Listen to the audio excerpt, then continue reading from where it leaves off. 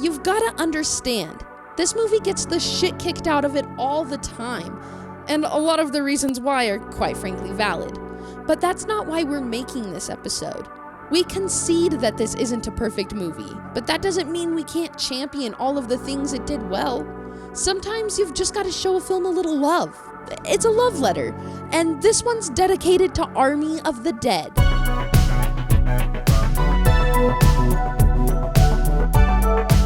Listen, if you take the genre of zombie movies and you put it against heist movies and you merge them together, there's only one person that can do that, Zack Snyder. Totally unhinged, too, because he's with Netflix. Just let loose. Full vision, realize, which is really all we ever wanted from Zack Snyder. Right. Army of the Dead came out at a really interesting time because I think it was like a month after Zack Snyder's Justice League came out. Dude, it was a Snyder-heavy moment in time. From Man of Steel to the release of Justice League, that's like 10 years. It does feel like a breath of fresh air going into something different, yet familiar. Obviously, we had Zack Snyder's first movie being Dawn of the Dead, so it was kind of a return to form for him in a way, but kind of just everything cranked up to 11. What I really loved is there is all this like lore and social construct that the zombies themselves had, and I think that was a really fun way to kind of reinvent the zombie movie genre, where you have Zeus, who's like this lead zombie, and if you get bit by him, you turn into an alpha zombie. It's like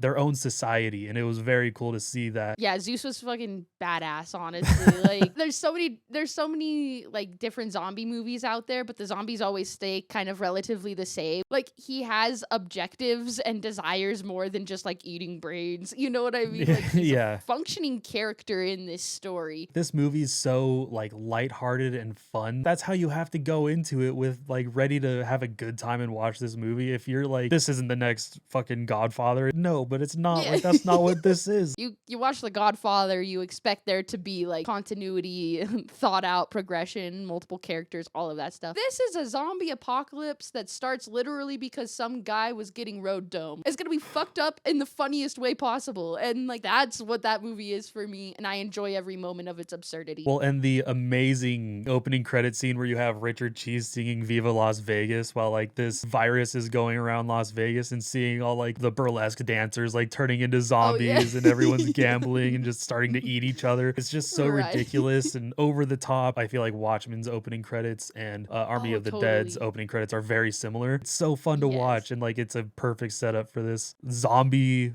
fucking bank heist. It feels like when you're hanging out with your buddies and you're like, oh, what if there was a zombie bank heist movie? Like, oh, well, you would definitely want to see like a zombie tiger attack. Like, you would definitely want to see like the strip get blown up. At the same time, it looks fucking cool. It's so original, and that alone is almost enough to win me over because we never get that anymore. On top of just this one film, Netflix has decided to expand this out into essentially its own franchise. The story they go and tell for Dieter, like that prequel to the zombie outbreak. Obviously, we take the zombie out of it, but it's still got like a fun heist element to it. Mm-hmm. The other project plan for this right now is an animated show. You could tell kind of darker and more brooding stories and not need the crazy budget that Army of the Dead had. What happens at Couchlock stays at Couchlock, so make sure you subscribe. If you want more depth to this too, it is there because there's this whole time loop theory saying that the team is stuck on an infinite time loop, and there's certain things in the movie that point that out. Like in the vault room, there's skeletons that are wearing the clothes of all the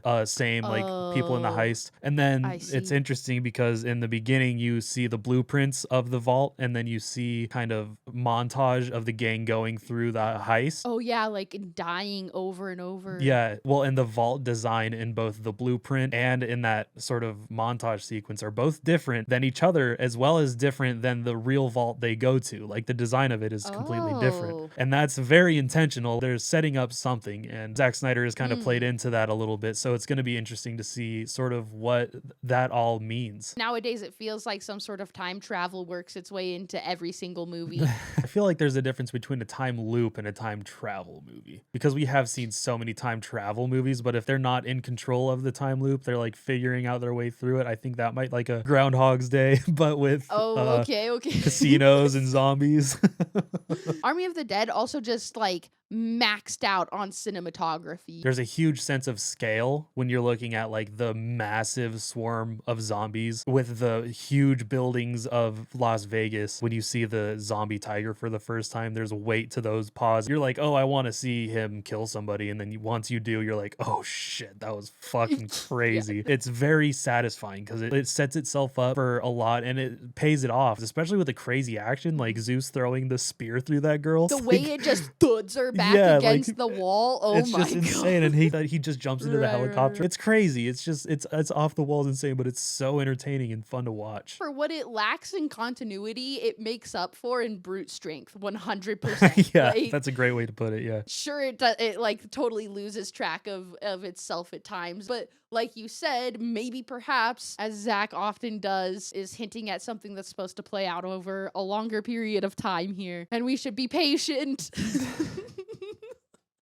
He also has Rebel Moon coming out at the end of the year here, so it seems like Netflix realizes that whether or not they like it, Zack Snyder makes some fucking money. I am also curious to see like what the fan base feels like now. Have we had enough time outside of the Justice League era for fans to like kind of find him in a different light and have different conversations around his filmmaking? And so much more to offer aside from DC stuff. Every actor and everyone who ever works with him talks about how amazing and fun it is. It shines through in the movies for sure, especially Army of the Dead. That was obviously so much fun to make. We have some behind the scenes of Rebel Moon, and those actors are saying the same things about it. So it's just cool to kind of see that happen and see him being able to flex his creative muscles and really just go all out and not be held back by a studio. And we will mark it down as always remembering that it started with some dude getting a little maritime BJ.